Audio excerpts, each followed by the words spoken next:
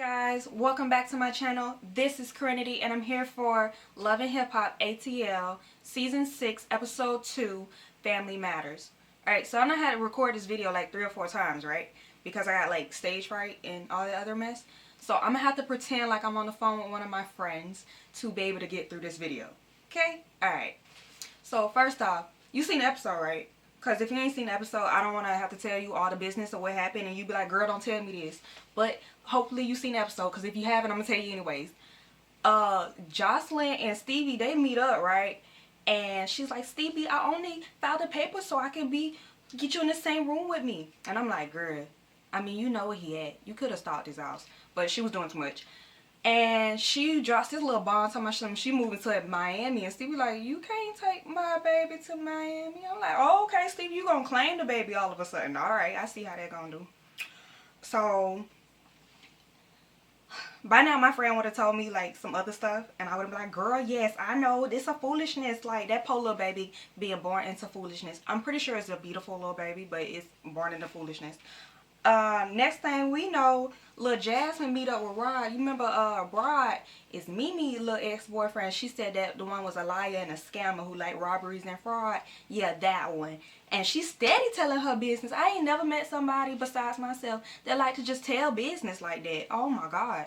She was saying like how Cardi had asked her all this stuff and she was like, well, Kurt's my baby daddy. And I'm like, girl, you don't know her like that. And even him was like, girl, you had to do all that? I was like, yes. I mean, she looked foolish. I'm sorry, baby girl, you do look foolish. Rod said that he was only gone for like 8 months. And then she get pregnant. I was like, dang, girl, you couldn't wait. God, it wasn't enough videos for you to watch. I guess not, whatever. So, my girl Tommy, she belts herself out of jail. And she said, besides Stevie, like, there was nobody to pick up her phone calls and her mama didn't stay in her house. I'm like, how you stay in the house and you ain't pick up the phone call? Well, my mommy, when something happened and my mommy got in trouble, I picked up the phone and we got her in a decent place. She's home. So, bondman, whatever that is, y'all gotta let me know because I don't know. I ain't never been in trouble. I'm a good girl. Good girls don't do bad things. He came by and he's like family, and she was about to give him the money and she was like, thank you for being there for me because the other people ain't there. And her mama like, and she was like, take her back. I was like, God dang. Who mama say take their baby back to jail? Oh my gosh. And that was the wrong thing for them to say because Tommy started cussing. Her mom was like, who you talking to? Yeah, I'm your mama. And Tommy like, you ain't never been my mama. And they was going back and forth. I thought they was gonna fight. I was like, girl, please don't fight your mama. That's shorten your days. My grandma always said, if you fight, like if you argue with your elders, your days are numbered. Something biblical. I don't know. But that's what my grandma said. So girl, don't do that. You want your days to be long. So, flip the page. Momma Dee and Ernest, they in the scene. Momma Dee doing her little lips, brow, edges, and forget. I don't know. Whatever the song is, she doing a little music video for that. And she was like, besides getting the little Soul Train line together, Ernest ain't do nothing. I was like, dang, girl, he ain't do nothing. Why you still with him? You say he can't do nothing? Whatever.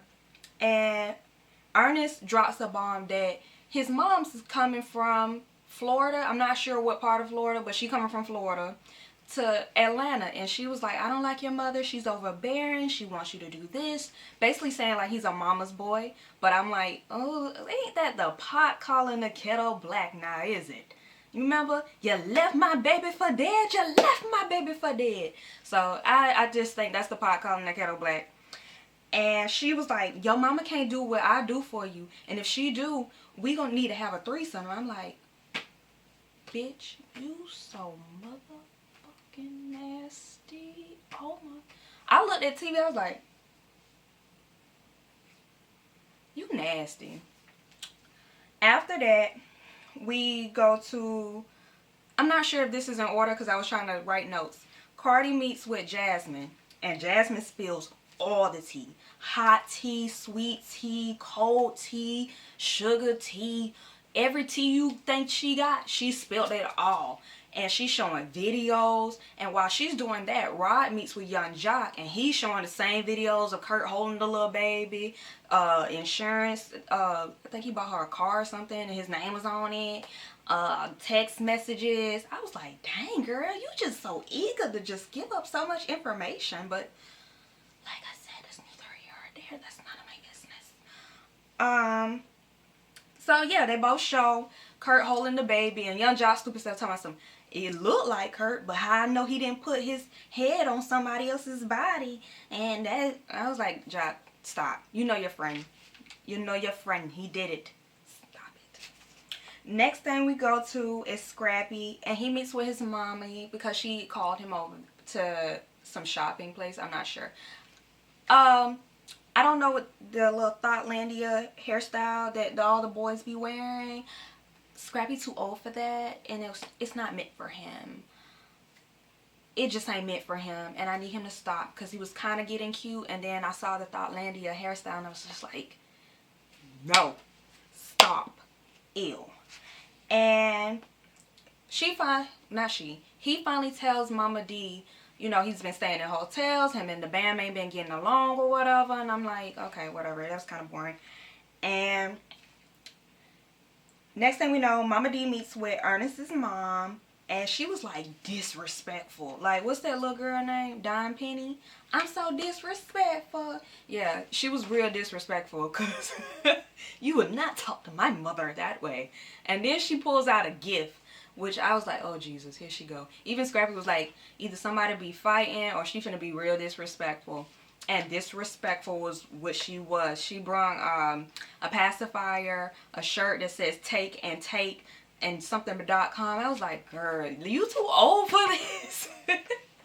who mama do that? Not my mommy. I don't know. My grandmother doesn't. I don't know. So Stevie, next time we go to is Stevie. I'm sorry, my weave. Stevie comes home and he noticed clothes on the floor, suitcases. His little daughter done got on the plane to get to Atlanta. Said she ain't going to school no more at the campus. Now she's going online. And I'm like, dang, you could just make these decisions all your own. Okay, whatever. Nobody noticed that you missing. That's how you know like some of that stuff is fake, because nobody noticed that girl in the middle of a school week just is gone. Her mama ain't noticed that. Alright. Then her little friend eating up the food, they had a little sentimental moment. It really wasn't important. I don't even know why I talked about it. Next thing.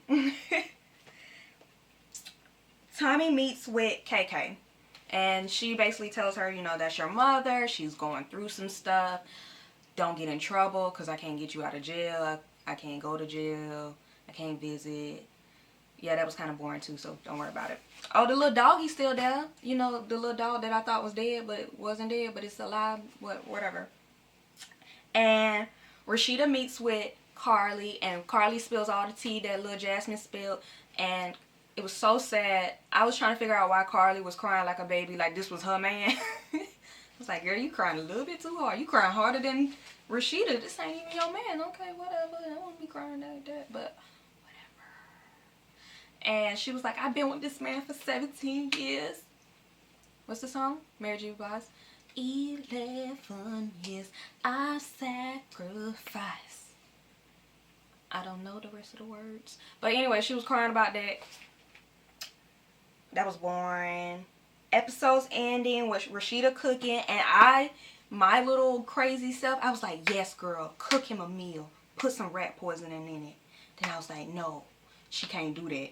Then I was like, spit in it. Because I sure would have spit it and then watch you eat. He would have had a pie, like The Help. You'd be like, oh, get you some chocolate pie, babe. Don't eat nothing from me if you make me mad. And she confronts him with all the information about how little girl was moved downstairs and all that other crazy mess. I don't know how she do it. Like I said in the last video, wish a nigga would. I burned the house down. And he steady looking stupid like he don't know what she talking about. And that's what made me pop her in the mouth. You looking stupid like you don't know what I'm talking about. You finna lie again in my face. Oh yeah, we gotta fight. Even if I lose, we gotta fight. But that was it, you guys. I hope I did good in this video. I don't know. Hopefully I'll do better. If I don't like the video, I'm gonna re-record it and you'll see something else. But either way, this is my Love and Hip Hop review. If you have any suggestions on how I can not be so nervous when I get in front of this camera right here, please leave them down in the comments. And as always, thank you for watching. Thank you for listening. Till next time.